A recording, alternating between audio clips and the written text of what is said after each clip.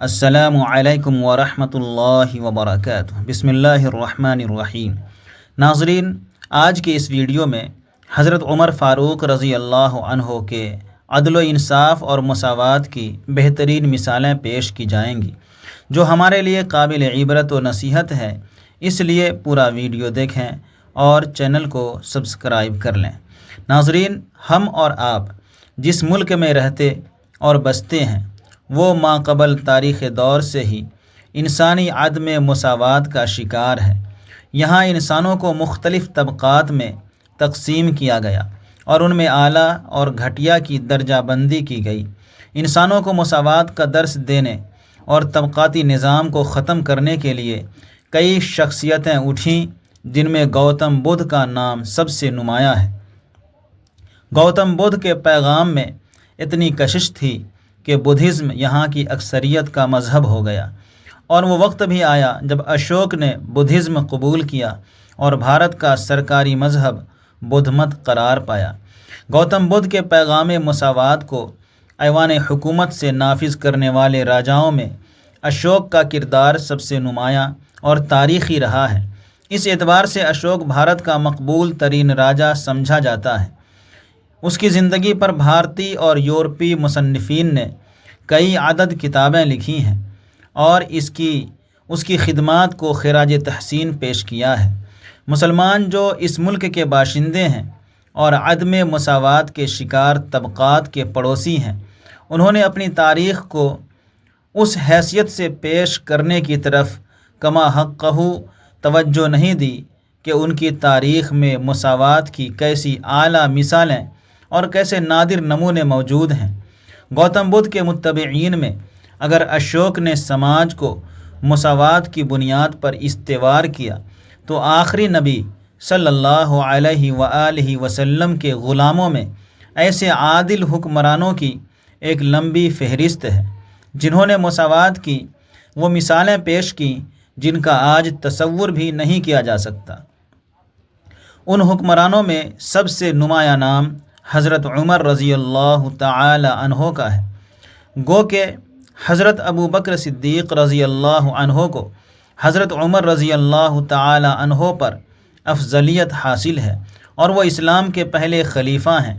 نیز ان کی خلافت بھی مساوات کے اصولوں پر قائم تھی، لیکن ایک تو ان کا دور خلافت بھی بہت مختصر رہا، دوسرے ان کی خلافت کا پورا دورانیہ داخلی اور خارجی فتنوں سے نمٹنے میں صرف ہو گیا۔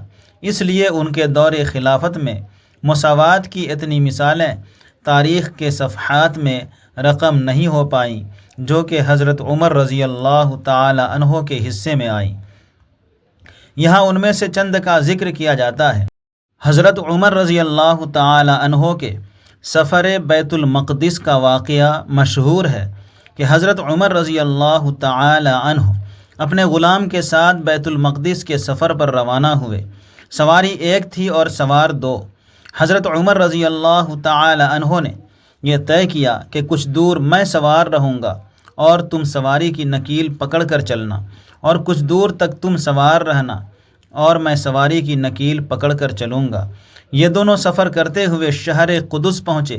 جب بیت المقدس کے قریب پہنچے تو سوار ہونے کی باری غلام کی تھی اور نکیل پکڑنے کی باری حضرت عمر رضی اللہ تعالی عنہ کی۔ غلام نے چاہا کہ حضرت عمر رضی اللہ تعالی عنہ سوار ہو جائیں اور وہ سواری کی نکیل پکڑ کر پیدل چلے، لیکن حضرت عمر رضی اللہ تعالی عنہ تیار نہیں ہوئے۔ اس سے بڑھ کر انسانی مساوات کی کیا مثال ہو سکتی ہے کہ وقت کی سپر پاور سلطنت کا وہ عظیم حکمراں جس نے روم و فارس کی ناقابل تسخیر بادشاہتوں کی بخیہ ادھیڑ کر رکھ دی، اپنے اور اپنے غلام کے درمیان کسی طرح کے امتیازی سلوک کو روا نہیں سمجھتا ہے، وہ غلام کو بھی سوار ہونے کا اتنا ہی حق دیتا ہے جتنا کہ خود کو دیتا ہے۔ وہ اس رویہ کو انسانی مساوات کے خلاف سمجھتا ہے کہ وہ تو سواری پر آرام سے بیٹھا رہے اور اس کا غلام نکیل پکڑ کر پیدل چلتا رہے۔ مصر کے فاتح اور گورنر حضرت عمرو ابن العاص رضی اللہ تعالی عنہ کے بیٹے کا واقعہ بھی بہت سبق آموز ہے۔ واقعہ یوں ہے کہ ایک مصری قبطی نے حضرت عمرو ابن العاص رضی اللہ تعالی عنہ کے بیٹے سے گھڑ سواری میں مسابقہ کیا اور سبقت لے گیا۔ حضرت عمرو ابن العاص رضی اللہ تعالی عنہ کے لڑکے کو غصہ آیا اور اس نے اس قبطی کو کوڑے رسید کیے اور کہا کہ میں شریف زادہ ہوں، انا ابن الاکرمین۔ وہ قبطی گو مدینے سے کافی دور تھا، لیکن اسے پتہ تھا کہ اسلام کے ذریعے انسانی سماج میں ایک انقلاب آ چکا ہے۔ اسلام کے زیر نگی سماج میں اب نہ کوئی شریف زادہ ہے اور نہ کوئی ذلیل زادہ، اب سارے انسان برابر ہیں۔ اسے علم تھا کہ اسلام سماجی انصاف اور انسانی مساوات کی تعلیم دیتا ہے، اس لیے وہ انصاف کے لیے مصر سے مدینہ روانہ ہوا۔ مدینہ پہنچ کر اس نے حضرت عمر رضی اللہ تعالی عنہ کے سامنے پورا واقعہ سنایا۔ حضرت عمر رضی اللہ تعالی عنہ نے حضرت عمرو ابن العاص رضی اللہ تعالی عنہ کو خط لکھا کہ وہ اپنے بیٹے کے ساتھ مدینہ حاضر ہوں۔ جب وہ اپنے بیٹے کے ساتھ مدینہ آئے تو حضرت عمر رضی اللہ تعالی عنہ نے اس قبطی کو بلایا اور کہا کہ یہ کوڑا لو اور اسے مارو۔ چنانچہ وہ کوڑا لے کر مارنے لگا۔ وہ کوڑا مارتا جاتا اور حضرت عمر رضی اللہ تعالی عنہ اس سے کہتے جاتے کہ مارو شریف زادے کو۔ اسی موقع سے حضرت عمر رضی اللہ تعالی عنہ نے حضرت عمرو ابن العاص رضی اللہ تعالی عنہ سے یہ تاریخ ساز جملہ کہا تھا: مذ کم تعبدتم الناس وقد ولدتہم امہاتہم احرارا۔ تم نے لوگوں کو کب سے غلام بنا لیا، ان کی ماؤں نے تو انہیں آزاد جنا ہے۔ آج دنیا مساوات اور آزادی کے نام پر جہاں تک پہنچی ہے وہ اس جملے کی تفسیر کے سوا کچھ نہیں۔ انصاف اور مساوات کا یہ کیسا اعلیٰ نمونہ ہے کہ عرب کے عظیم قبیلہ کے عظیم حاکم و فاتح کا بیٹا عجم کے ایک عام خاندان کے ایک گمنام فرد کے بیٹے کے ہاتھوں کوڑے کھا رہا ہے۔ مملکت کے فاتح و حاکم کے بیٹے کو اس مملکت کے ایک عام شہری پر کسی طرح کی کوئی فضیلت و برتری حاصل نہیں ہے۔ قانون کی نظر میں دونوں برابر درجہ کے انسان ہیں۔ غسان کا عیسائی بادشاہ جبلہ ابن ایہم غسانی مسلمان ہو کر مکہ آیا۔ کعبہ کا طواف کر رہا تھا کہ اس کی چادر کا ایک گوشہ کسی طواف کرنے والے شخص کے پاؤں کے نیچے آ گیا۔ جبلہ نے غصے میں اس کے منہ پر تھپڑ رسید کر دیا۔ اس نے بھی پلٹ کر تماچا مارا۔ جبلہ غصے میں آگ بگولا ہو کر حضرت عمر رضی اللہ تعالی عنہ کے پاس آیا اور آ کر اس آدمی کی شکایت کی۔ حضرت عمر رضی اللہ تعالی عنہ نے اس سے فرمایا کہ تم کو تمہارے کیے کا بدلہ ملا ہے۔ اس کو بے حد تعجب ہوا۔ اس نے کہا کہ میں بادشاہ ہوں اور یہ ایک عام آدمی۔ حضرت عمر رضی اللہ تعالی عنہ نے فرمایا کہ اسلام میں سب برابر ہیں، فضیلت کا معیار صرف اور صرف تقوی ہے۔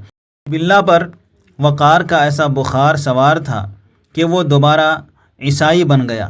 اس واقعے سے یہ اندازہ لگایا جا سکتا ہے کہ حضرت عمر رضی اللہ عنہ کے نزدیک اسلام کے اصول مساوات کی کس درجہ اہمیت تھی۔ جبلہ نے عیسائیت دوبارہ قبول کر لی، مگر حضرت عمر رضی اللہ عنہ نے اس کی خاطر اسلام کے اصول مساوات سے سمجھوتا کرنا گوارا نہ کیا۔ بصرہ کے گورنر حضرت ابو موسیٰ اشعری رضی اللہ عنہ نے اپنے ایک فوجی کو کسی وجہ سے مال غنیمت کا پورا حصہ نہیں دیا۔ فوجی نے لینے سے انکار کر دیا۔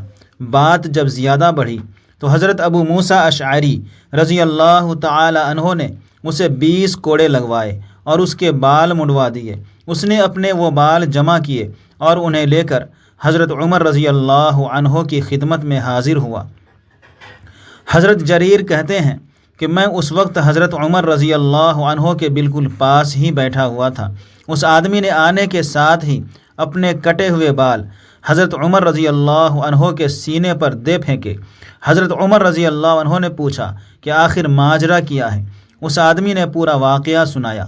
حضرت عمر رضی اللہ عنہ نے حضرت ابو موسیٰ اشعری رضی اللہ عنہ کو خط لکھا کہ فلاں ابن فلاں نے مجھ سے یہ شکایت کی ہے۔ میں تمہیں خدا کی قسم دے کر کہتا ہوں کہ اگر تم نے اس کے ساتھ مجمع عام میں ایسا کیا ہے تو تم بھی مجمع عام میں بیٹھو اور اسے بدلہ لینے دو، اور اگر تم نے اکیلے میں اس کے ساتھ ایسا کیا ہے تو اکیلے میں اس کے ساتھ بیٹھو اور اسے بدلہ لینے دو۔ لوگوں نے اس سے کہا کہ معاف کر دو، مگر اس نے کہا کہ میں کسی کے کہنے پر اسے نہیں چھوڑوں گا۔ جب اس نے وہ خط حضرت ابو موسیٰ اشعری رضی اللہ عنہ کے حوالے کیا تو وہ قصاص کے لیے ایک جگہ بیٹھ گئے۔ اس آدمی نے سر آسمان کی طرف اٹھایا اور حضرت ابو موسیٰ اشعری رضی اللہ تعالی عنہ سے کہا کہ میں نے تمہیں خدا کے لیے معاف کیا۔ شام کی اراضی کے مسئلے پر جب صحابہ رضی اللہ عنہم کے درمیان آپس میں کچھ اختلاف ہوا تو حضرت عمر رضی اللہ عنہ نے صحابہ کو جمع کیا اور فرمایا کہ میں نے آپ لوگوں کو محض اس لیے زحمت دی ہے کہ میرے کاندھوں پر ذمہ داری اور امانت کا جو بوجھ ہے اسے اٹھانے میں آپ لوگ بھی میرا ساتھ دیں۔ میں تو آپ لوگوں ہی کی طرح ایک آدمی ہوں۔ پھر آگے فرمایا کہ میں نہیں چاہتا کہ میری جو رائے ہے تم اسی پر عمل کرو۔ الخراج لابی یوسف، صفحہ نمبر 25۔ اس خطاب میں حضرت عمر رضی اللہ عنہ کا یہ جملہ فإنی واحد کأحدکم، میں تو آپ لوگوں ہی کی طرح ایک آدمی ہوں، بہت اہمیت کا حامل ہے۔ حضرت عمر رضی اللہ عنہ نے یہ نہیں فرمایا کہ میں تو تمہارا حاکم ہوں، تم میرے محکوم ہو، میری حیثیت تم میں سب سے اونچی ہے، میرے کہے پر چلنا ہوگا۔ بجائے اس کے حضرت عمر رضی اللہ تعالی عنہ نے اپنے کو دیگر افراد کے مساوی قرار دیا اور کہا کہ میں تو تمہاری ہی طرح ایک فرد بشر ہوں۔ حضرت احنف ابن قیس کہتے ہیں کہ میں حضرت عمر ابن خطاب رضی اللہ تعالی عنہ کے پاس بیٹھا ہوا تھا کہ اتنے میں ایک آدمی آیا اور آ کر کہنے لگا کہ امیر المؤمنین، میرے ساتھ چلیے اور میری مدد کیجیے، فلاں نے مجھ پر ظلم کیا ہے۔ حضرت عمر رضی اللہ تعالی عنہ نے کوڑا اٹھا کر اس کے سر پر ایک لگایا اور کہا کہ جب میں تم لوگوں کے لیے اپنے کو فارغ کرتا ہوں تب نہیں آتے، اور جب حکومت کے کاموں میں مشغول ہوتا ہوں تو آتے ہو کہ مدد کر دیجیے۔ حضرت عمر رضی اللہ تعالی عنہ کو غصے میں دیکھ کر وہ آدمی لوٹ کر جانے لگا۔ حضرت عمر رضی اللہ تعالی عنہ نے فرمایا کہ اس آدمی کو بلاؤ۔ وہ آدمی آیا تو حضرت عمر رضی اللہ تعالی عنہ نے اس کے سامنے کوڑا رکھ دیا اور کہا کہ بدلہ لے لو۔ اس نے کہا کہ نہیں، میں اللہ کی وجہ سے اور آپ کی وجہ سے آپ کو چھوڑتا ہوں۔ حضرت عمر رضی اللہ تعالی عنہ نے فرمایا کہ ایسا مت کہو۔ اس نے کہا کہ میں صرف اللہ کے لیے آپ کو چھوڑتا ہوں۔ یہ کہہ کر وہ آدمی چلا گیا۔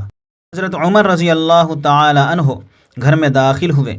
احنف کہتے ہیں کہ میں بھی ساتھ تھا۔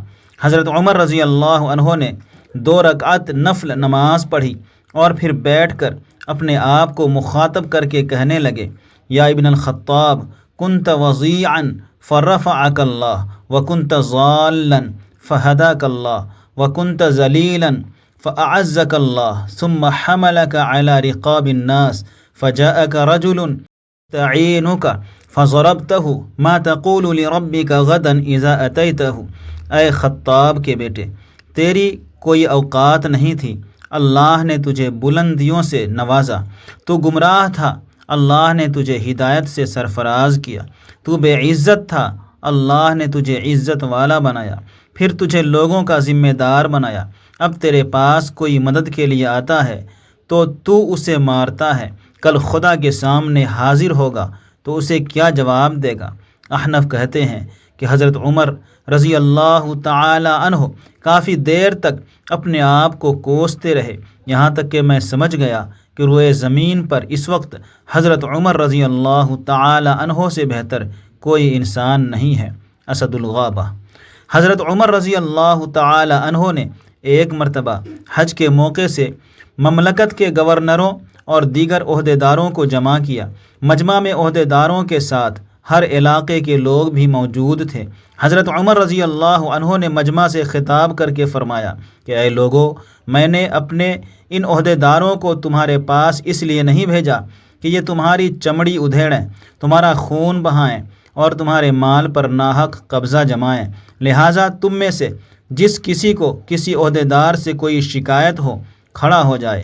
چنانچہ مجمع میں سے ایک شخص کھڑا ہوا اور اس نے کہا کہ آپ کے فلاں عہدیدار نے مجھے 100 کوڑے مارے تھے۔ حضرت عمر رضی اللہ تعالی عنہ نے فرمایا کہ تم بھی 100 کوڑے مار کر بدلہ لے لو۔ اتنا کہنا تھا کہ حضرت عمرو ابن عاص رضی اللہ تعالی عنہ اٹھ کر حضرت عمر رضی اللہ تعالی عنہ کے پاس آئے اور آ کر کہنے لگے کہ آپ نے اگر عہدیداروں سے بدلہ لینے کی شروعات کر دی تو ان کے لیے بڑے مسائل پیدا ہوں گے۔ حضرت عمر رضی اللہ تعالی عنہ نے فرمایا کہ کیا میں بدلہ نہ دلواؤں جبکہ میں نے نبی کریم صلی اللہ علیہ وآلہ وسلم کو اپنے سے بدلہ دلواتے ہوئے دیکھا ہے، جاؤ اور اسے بدلہ لینے دو۔ حضرت عمرو ابن عاص رضی اللہ تعالی عنہ نے فرمایا کہ تب مجھے اسے راضی کرنے کی اجازت دیجیے۔ حضرت عمر رضی اللہ عنہ نے فرمایا کہ ٹھیک ہے، جاؤ، ہر کوڑے کے بدلے 2 دینار دے کر راضی کر لو۔ آج حریت و جمہوریت کے علم برداروں اور مساوات پر مبنی نظام حکومت قائم کرنے کے دعوے داروں کے پاس کیا اتنی جرأت ہے کہ وہ ایسی کوئی مثال بھی پیش کر سکیں کہ جہاں حکومت کے منتریوں اور لیڈروں کو عام جنتا کے سامنے پیش کر کے کہا جاتا ہو کہ اپنے نیتاؤں اور لیڈروں کا محاسبہ کرو اور ان کے کیے کا بدلہ لے لو۔ اس واقعے سے ہمیں اسلامی طرز حکومت یعنی خلافت کا مزاج سمجھ میں آتا ہے کہ خلافت کا نظام عدل و انصاف اور احتساب و مساوات کی مضبوط و بے مثال بنیادوں پر قائم ہے۔ ایک مرتبہ حضرت عمر رضی اللہ تعالی عنہ کے گھر پر کچھ لوگ حاضر ہوئے جن میں قریش کے سردار بھی تھے اور آزاد شدہ غلام بھی۔ سرداروں میں سہیل ابن عمرو، ابو سفیان ابن حرب اور حارث ابن ہشام تھے، اور آزاد شدہ غلاموں میں حضرت صہیب، حضرت بلال اور حضرت عمار وغیرہ تھے۔ حضرت عمر رضی اللہ تعالی عنہ نے پہلے ان آزاد شدہ غلاموں کو اندر آنے کی اجازت دی۔ ابو سفیان نے جب یہ دیکھا تو کہا کہ میں نے آج جیسا دن کبھی نہیں دیکھا، غلاموں کو اندر آنے کی اجازت مل رہی ہے اور ہمارا کوئی خیال ہی نہیں ہے۔ اسد الغابہ۔ حضرت عمر رضی اللہ تعالی عنہ کے اس واقعے میں یہ پیغام ہے کہ غلاموں اور سرداروں کی تقسیم زمانہ جاہلیت کی باتیں تھیں۔ اب کسی سردار کو کسی غلام پر کوئی فضیلت حاصل نہیں ہے۔ فضیلت کا معیار انسان کا کردار اور تقوی ہے۔ حضرت عمر رضی اللہ تعالی عنہ کے ایک عہدیدار کے پاس کچھ لوگ آئے۔ اس نے عربوں کو مال عطا کیا اور موالی یعنی آزاد شدہ غلاموں کو نظر انداز کر دیا۔ حضرت عمر رضی اللہ تعالی عنہ کو جب اس کی خبر ملی تو انہوں نے اس عہدیدار کو خط لکھ کر سرزنش کی کہ تم نے سب کے درمیان مساوات سے کام کیوں نہیں لیا، سب کو مساوی درجے میں کیوں نہیں رکھا۔ حضرت عمر رضی اللہ تعالی عنہ نے لکھا کہ آدمی کے برا ہونے کے لیے اتنا کافی ہے کہ وہ اپنے کسی مسلمان بھائی کو کمتر سمجھے۔ حضرت عمرو ابن عاص رضی اللہ تعالی عنہما نے قبیلہ تجیب کے ایک آدمی کو اے منافق کہہ کر پکارا۔ اس آدمی نے کہا کہ میں نے اسلام قبول کرنے کے بعد سے کبھی نفاق کا عمل نہیں کیا ہے، لہٰذا میں جب تک حضرت عمر رضی اللہ تعالی عنہ کے پاس پہنچ کر اس کی شکایت نہ کر دوں تب تک نہ سر پر پانی ڈالوں گا اور نہ بالوں میں تیل لگاؤں گا۔ چنانچہ وہ حضرت عمر رضی اللہ تعالی عنہ کے پاس پہنچا اور کہا کہ اے امیر المؤمنین، عمرو ابن عاص رضی اللہ تعالی عنہ نے مجھے منافق کہا ہے۔ خدا کی قسم میں نے اسلام قبول کرنے کے بعد کبھی نفاق کا عمل نہیں کیا۔ حضرت عمر رضی اللہ تعالی عنہ نے حضرت عمرو ابن عاص رضی اللہ تعالی عنہما کو خط لکھا کہ فلاں تجیبی کا کہنا ہے کہ تم نے اسے منافق کہا ہے۔ میں نے اس سے کہا کہ اگر وہ 2 گواہ پیش کر دے تو وہ تمہیں 40 کوڑے لگائے، یا فرمایا 70 کوڑے لگائے۔ وہ تجیبی شخص حضرت عمرو ابن عاص رضی اللہ تعالی عنہما کے پاس وہ خط لے کر حاضر ہوا اور اس نے گواہ بھی پیش کر دیے۔ حضرت عمرو ابن عاص رضی اللہ تعالی عنہما نے اسے کوڑا دیا اور خود اس کے سامنے بیٹھ گئے۔ اس آدمی نے پوچھا کہ کیا آپ اپنے اقتدار کے باوجود مجھ سے بچ سکتے ہیں؟ حضرت عمرو ابن عاص رضی اللہ تعالی عنہما نے فرمایا کہ نہیں، تجھے جو حکم ملا ہے کر گزر۔ اس آدمی نے کہا کہ میں اللہ کے لیے آپ کو معاف کرتا ہوں۔ مناقب امیر المؤمنین عمر ابن خطاب لابن الجوزی۔ یہ ہے عدل اور مساوات کہ مصر جیسے ملک کا عظیم فاتح اور گورنر اپنے تمام تر اقتدار کے باوجود مملکت کے ایک عام باشندے کے سامنے اپنے آپ کو بے بس پاتا ہے۔ آج دنیا مساوات کے بلند بانگ نعروں کے باوجود یہاں تک نہیں پہنچ پائی۔ حضرت عبداللہ ابن عباس رضی اللہ تعالی عنہما فرماتے ہیں کہ حج کے موقع سے حضرت عمر بن خطاب رضی اللہ تعالی عنہ ہمارے پاس تشریف لائے۔ ضیافت کے لیے صفوان بن امیہ نے کھانا تیار کرایا۔ 4 آدمی مل کر کھانے کا بڑا تھالا اٹھا کر لائے اور اسے لوگوں کے بیچ رکھ دیا۔ لوگوں نے کھانا شروع کیا جبکہ خادمین کھڑے رہے۔ حضرت عمر رضی اللہ تعالی عنہ نے جب انہیں دیکھا تو میزبانوں سے پوچھا کہ تمہارے خادم تمہارے ساتھ کیوں نہیں کھاتے؟ کیا تم انہیں نظر انداز کرتے ہو؟ سفیان بن عبداللہ نے کہا کہ ایسی بات نہیں ہے، ہم بس اپنے آپ کو ان پر ترجیح دیتے ہیں، یعنی ہم پہلے کھا لیتے ہیں اور وہ بعد میں کھاتے ہیں۔ حضرت عمر رضی اللہ تعالی عنہ اس پر بہت غصہ ہوئے اور فرمایا کہ لوگوں کو کیا ہو گیا کہ وہ اپنے خادموں پر اپنے آپ کو ترجیح دیتے ہیں۔ پھر خادموں سے فرمایا کہ آؤ بیٹھو اور تم بھی ساتھ میں کھاؤ۔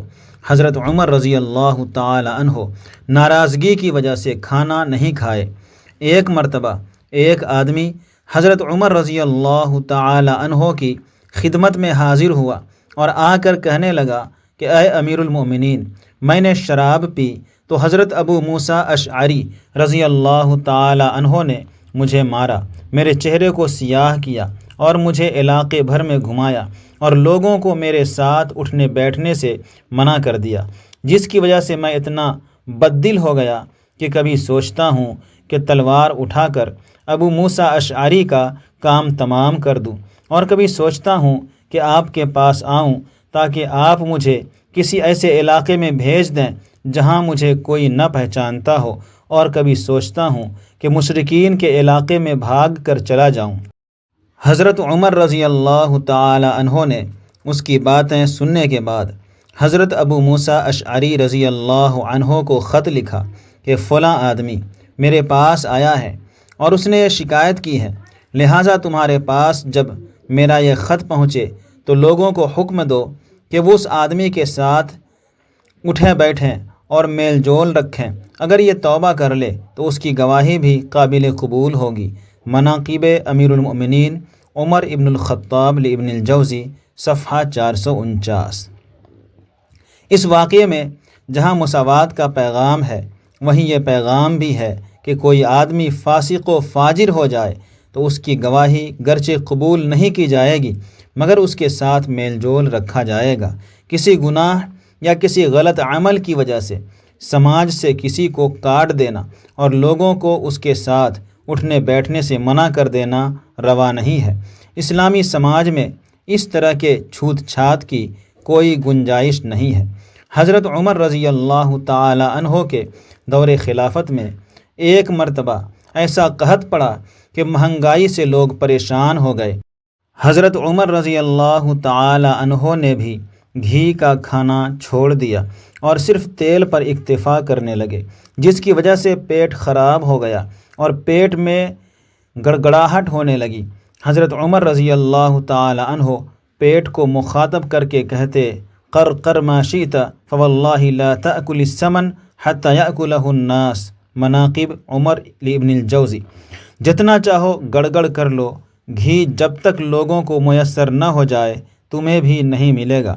حضرت عمر رضی اللہ عنہ کے دور خلافت کے یہ واقعات ہمیں بتاتے ہیں کہ اس دور میں گرچہ مساوات، آزادی اور عوامی جمہوریت کے بلند بانگ اور فلک شگاف نعرے نہیں تھے، مگر اس کے باوجود اس دور میں سماجی انصاف اور انسانی مساوات کی جن بلند اقدار کا عملاً وجود تھا، آج کی ترقی یافتہ دنیا میں ان بلند اقدار کو زمینی حقیقت میں تبدیل نہ کر سکی۔ اس میں آج کی ترقیاتی دنیا کا قصور ہو یا نہ ہو، پر اس قوم کا قصور ضرور ہے جسے ایک عظیم مقصد کے لیے بھیجا گیا تھا، اور وہ عظیم مقصد حضرت ربعی ابن عامر رضی اللہ تعالی عنہ کے الفاظ میں یہ تھا: اللہ بعثنا لنخرج من شاء من عبادت العباد الى عبادت اللہ، ومن ضیق الدنیا الى ساعتها، ومن جور الادیان الى عدل الاسلام، البدایۃ والنہایہ۔ اللہ نے ہمیں بھیجا ہے تاکہ ہم اللہ کی مشیت سے لوگوں کو بندوں کی بندگی سے نکال کر اللہ کی بندگی کی طرف لے آئیں، دنیا کی تنگیوں سے دنیا کی وسعتوں کی طرف، اور مذاہب کے ظلم و ستم سے اسلام کے عدل و انصاف کی طرف لے کر آئیں۔